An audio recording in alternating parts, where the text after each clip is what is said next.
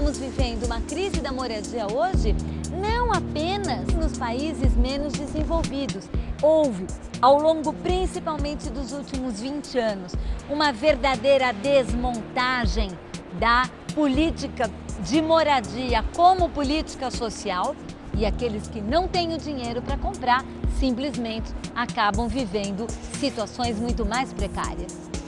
O que a gente está vivendo agora, que é um modelo de gestão e de planejamento urbano, onde o Estado e o capital estão juntos, de forma indissociada, e vai se expandindo, investindo muito recurso financeiro em obras públicas, mas, ao mesmo tempo, gerando um processo de endividamento radical do Estado e das suas populações. O que nós temos hoje é um poder público que atua de braços dados com os beneficiários da especulação e da valorização imobiliárias, agindo de maneira forte, marcada, através da sua ação, dos seus investimentos, das suas políticas, promovendo a desigualdade.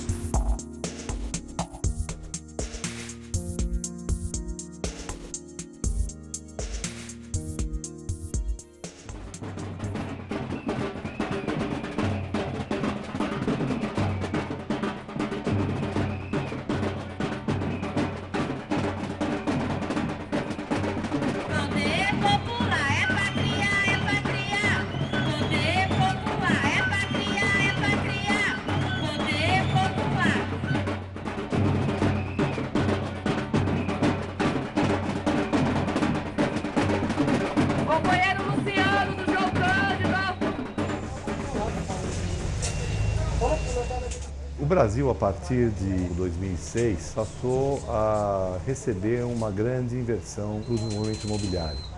Em primeiro lugar, porque o país sofria um processo importante de crescimento econômico. Por outro, porque foram criados um conjunto de regulamentos que deu maior segurança para os investimentos imobiliários. E, em terceiro lugar, porque o governo criou condições mais favoráveis para o financiamento habitacional. Se ofereceram mais moradias para a população, mas também gerou um processo de especulação com a terra. Os salários no Brasil, eles são pagos abaixo do valor da força de trabalho. Ou seja, o trabalhador, ele ganha uma renda que ela é insuficiente para ele custear a moradia. A especulação imobiliária combinada com o baixo salário.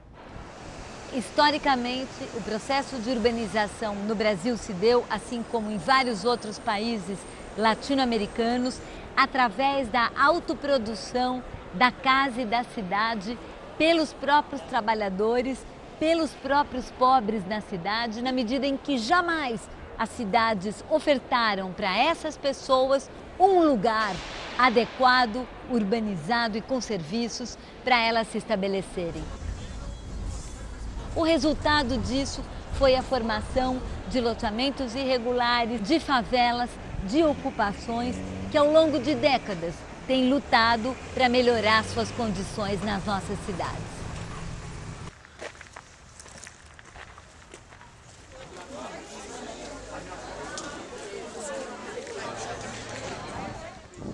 Vamos abrir a nossa Assembleia com o nosso grito de guerra. MTST! A luta é pra valer! MTST! A luta é pra valer! É isso aí! Boa tarde a todos! Pela minha luta, já há 7 anos, hoje eu estou na minha casa, estou com uma chave aqui.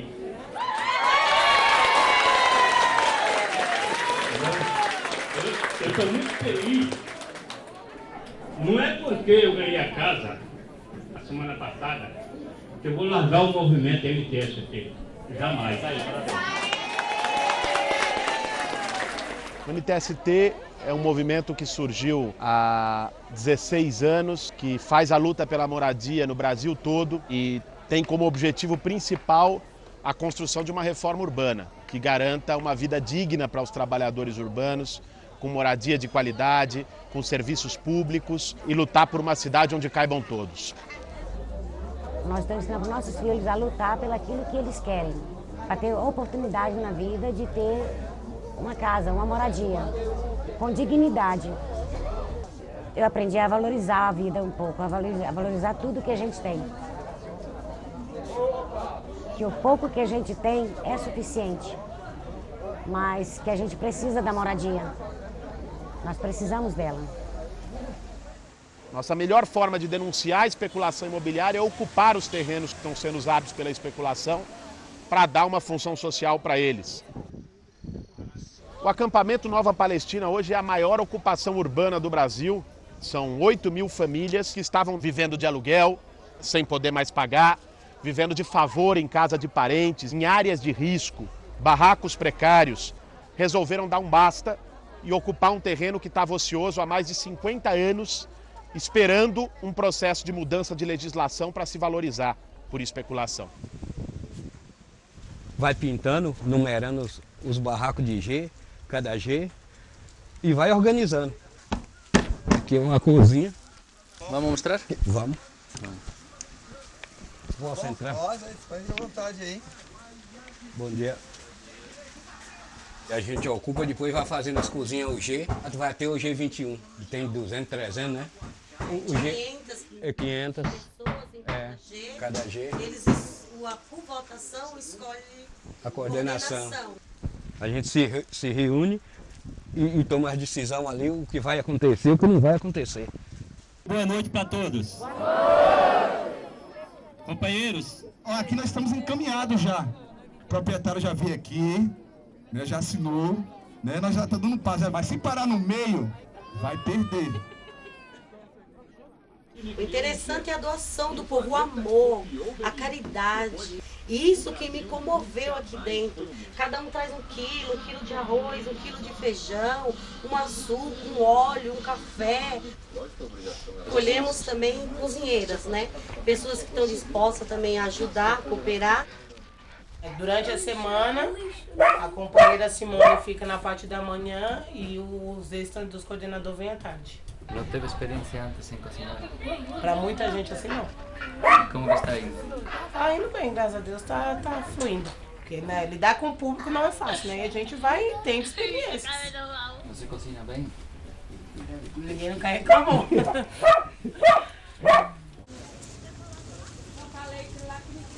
Aqui sempre é difícil. Aqui é assim, quando chove, quando dá um vento, os barracos avoa tudo, vai tudo embora. Tem que fazer tudo de volta. A gente não pode construir. Quem constrói é o CDHU. Para não fazer favela, não fazer moradia que não é digna. Tem que ser uma moradia digna. Bom, gente, o nosso dia qual é? Que horário? Onde? Maravilha. Lembrando só para a companheirada entender, a nossa luta na quarta-feira vai até o centro. Marchar mais um pouquinho para chegar no nosso destino final. Beleza, gente? O Brasil hoje ele tem uma legislação bastante avançada na questão do direito à moradia. Ocorre que esse direito ele não é efetivo, tudo vem a conta-gotas. Quer dizer, são poucas pessoas atendidas, são poucos projetos e a dificuldade é que o judiciário brasileiro é um judiciário patrimonialista, então ele sempre dá razão aos proprietários, né, aos grandes proprietários. As empresas da construção civil, construção pesada, as incorporadoras, os grandes proprietários de terra nunca ganharam tanto no país como nos últimos 10 anos. Então, essa luta tem se tornado ainda mais árdua e a necessidade de uma resistência popular é cada vez maior.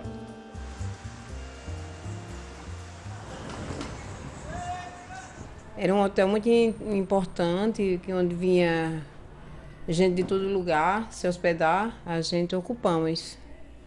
Ele é abandonado e famílias que não têm local para morar, elas ocupam para poder fazer o seu próprio lar. Tenho 21 anos, tenho 2 filhos, eu morava de aluguel e aí não tive condições nenhuma de pagar aluguel. E aí nós estamos nessa luta. Entramos na FLM, a gente vai em reuniões, faz protesto na rua, temos várias ocupações. É a força, a vontade da gente ter nossa casa e todo mundo junto, isso faz o movimento muito forte, é um movimento muito grande. O movimento, o que ele tem de especial é que, além de todo mundo se unir para a mesma causa, pedir ao governo para que todo mundo tenha o direito a uma moradia. Político, presidente, ninguém ajuda. Se nós não correr atrás, nós não conseguimos. Fazemos assembleia toda semana, tem reuniões com todo mundo que mora no prédio, tudo é falado e é assim. O papel da organização Sem Teto consiste em organizar as famílias e levar elas a lutar pelo direito delas, que é o direito à moradia, né? Articular os grupos que são organizados em diversos bairros da cidade para travar uma luta conjunta, né? A luta por moradia é uma luta por políticas públicas e ela tem que ter um movimento muito forte para que seja ouvido.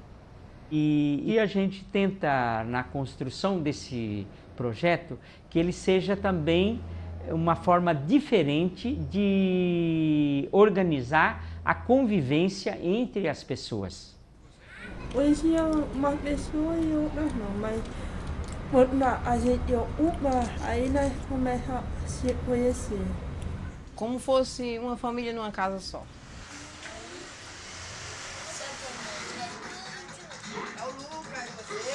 É uma batalha que você está vivendo um dia de cada vez, você está indo atrás do seu sonho.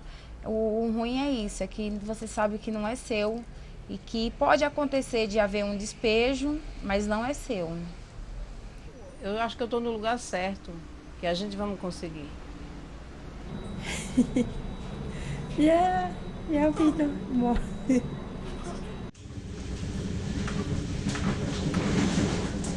Em 10 anos, a população em situação de rua aumentou de quase 60%. Apesar dos avanços econômicos, você construir programas específicos para a população e, ao mesmo tempo, ignorar como que ocorre a segregação entre as periferias das grandes cidades, você vai estar só enxugando gelo.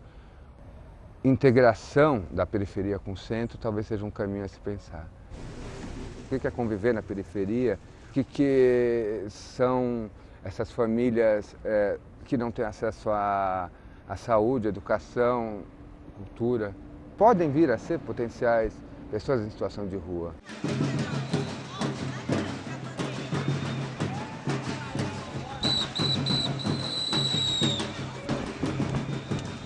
Nós estamos aqui hoje, aqui para a Prefeitura, para garantir uma negociação com o prefeito Haddad e com o seu secretário sobre alguns temas. Agora, nesse momento, estão os companheiros da comissão lá em cima no gabinete do prefeito, fazendo a negociação sobre os nossos terrenos das nossas moradias. A gente somos pais de família, a gente precisa, temos filhos, muitas pessoas não têm onde morar. Que eles tenham consciência que tem, lá na Nova Palestina, tem 8.000 famílias que a gente estamos precisando. A gente está lutando porque a gente precisa.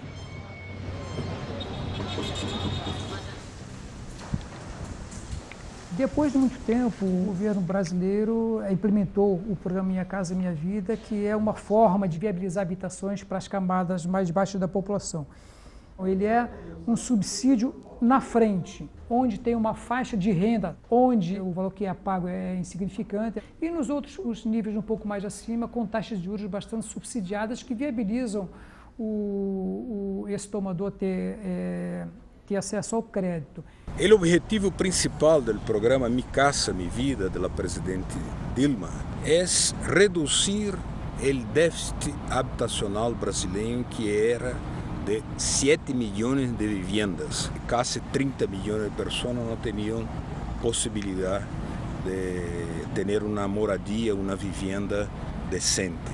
E também há um objetivo de aproveitar uma indústria da construção que acá em Brasil é muito desenvolvida, porque isso vai significar uma aliança, uma contratação desse setor empresarial por el Estado e também obrigando a um pagamento de um salário um pouco maior com a formalização do emprego.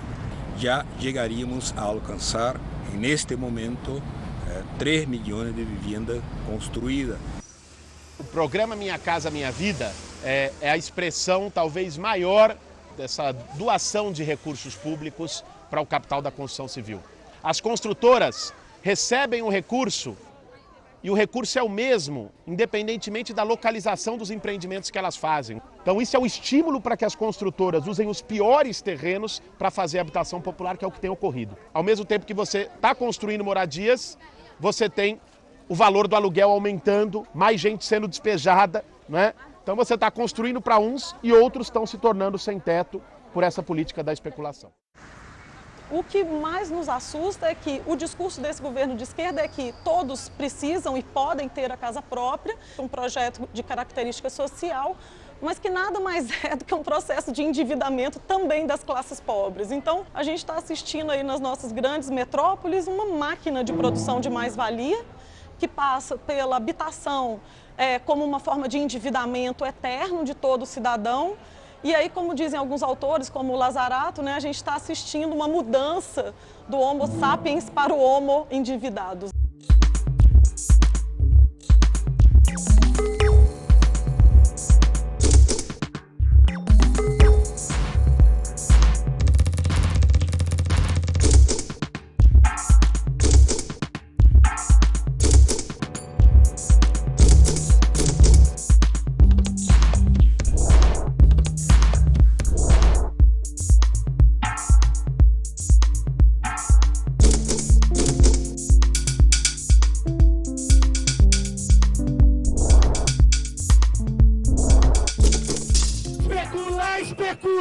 A Cetim vai te ensinar. Especular, especular, se ela vai te ensinar. Eu vou molhar a sua mão. Ô sim, vou botar você na mão.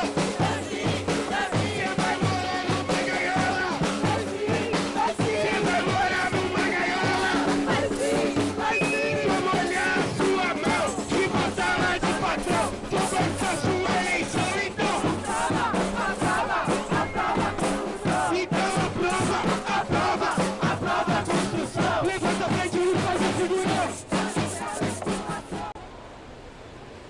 La fase actual del neoliberalismo, donde la acumulación de riqueza acontece principalmente en la ciudad, más que en un modelo de capitalismo anterior basado en la industria. Lo que estamos viendo que lo que antes se podía llamar espacio público, que en realidad es el espacio del común, está siendo privatizado. La categoría de espacio público no está siendo suficiente para garantizar que el espacio es de todos y de todas. Existe a questão do espaço e do lugar. O espaço é aquele que é praticado. E o lugar, ali é um lugar. Quando você cria espaços homogêneos de convivência, por exemplo, shoppings, em que a convivência não se dá com o outro, mas se dá por meio do consumo, em detrimento da possibilidade de estar na rua convivendo, ao mesmo tempo uma dona de casa, um empresário, um ator, um pedreiro, a rua, esse movimento da rua, ele sumiu.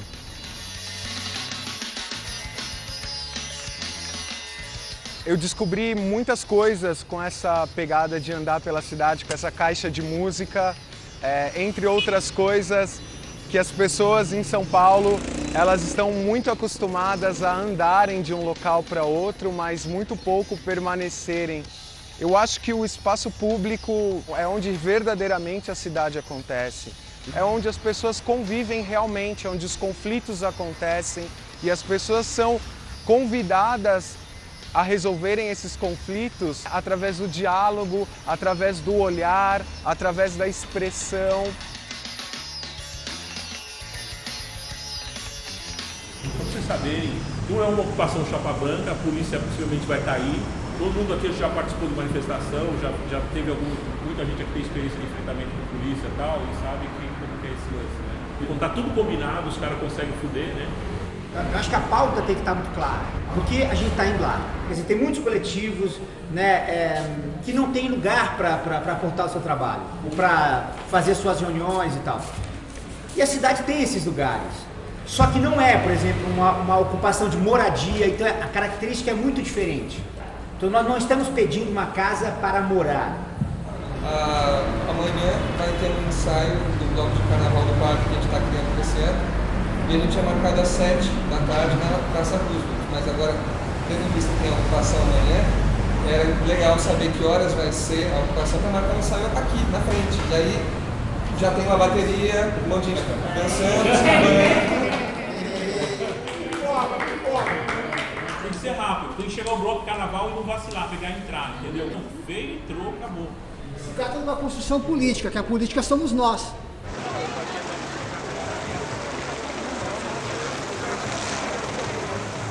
As lutas metropolitanas hoje são capazes de constituir uma nova cidade. Qual é o horizonte de transformação? Caberia bem nesse conceito de comum, acesso aos bens comuns, a água, né, a terra, né? E já isso é muito importante no que diz respeito à contestação, né, à resistência diante dos processos de remoção dos pobres, que passa por uma privatização dos serviços e da terra, né? Hay otra serie de bienes comunes que tienen más que ver con la producción cultural, que son, por ejemplo, el lenguaje, los códigos, etc. Y es un espacio del común porque no tiene dependencia directa ni de una dimensión privada ni de una dimensión pública. La tesis es que hoy la riqueza siempre es producida socialmente. Se van creando grupos de trabalho y los temas son los temas que los participantes van escogiendo, ¿no? Mapping the Commons tiene la forma de un laboratorio para pensar y debatir y también representar cuáles son esos bienes comunes de la ciudad que están siendo ganados o que están en amenaza de ser perdidos, ¿no? Y el común aparece también como forma de organización, como táctica, ¿no? Como el caso de las ocupaciones, ¿no?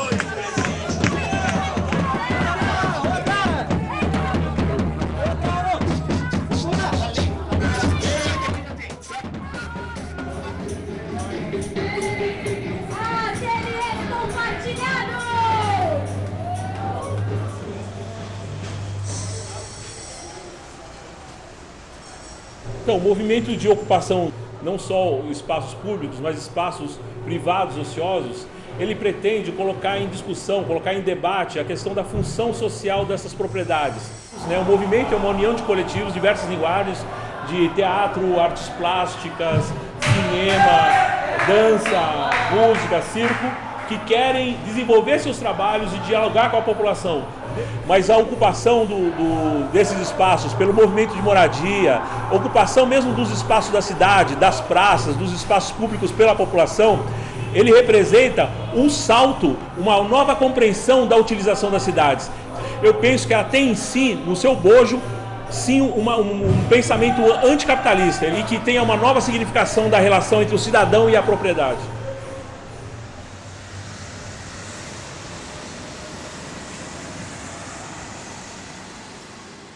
As pessoas estão reaprendendo a conviver no espaço público, as pessoas ocupam o espaço não no sentido de tentar torná-lo público, ou seja, do Estado, mas no sentido de torná-lo comum, de torná-lo de todos e de produzir zonas autônomas temporárias. Agir coletivamente, compartilhar o conhecimento, né? Compartilhar ferramentas de produção coletiva. Quebrar paradigmas de como se constrói o conhecimento, né? E nós estamos num momento de que os valores humanos, sociais, eles são deixados de lado, né? O capitalismo, ele cria individualismo, consumismo, ele caminha, na verdade, para a destruição do ser humano. E o ser humano, ele só se realiza socialmente, em comunidades, né?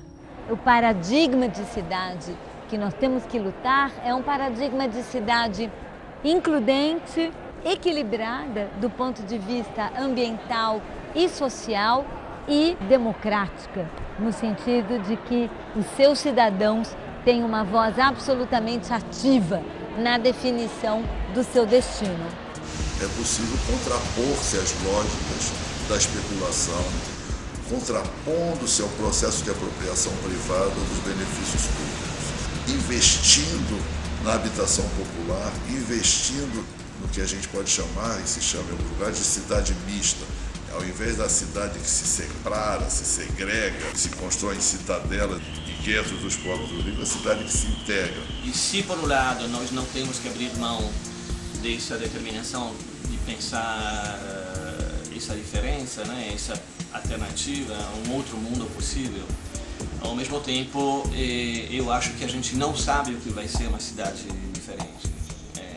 Não existe uma cidade diferente que não seja aquela que é produzida nas lutas.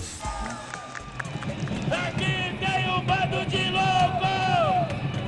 Louco por Brasília! Companheiros da bateria, 1 minuto de silêncio, por favor. Aguarda para abrir o portão. Vamos fazer o cordão de isolamento aqui, abrindo a passagem para a comissão passar.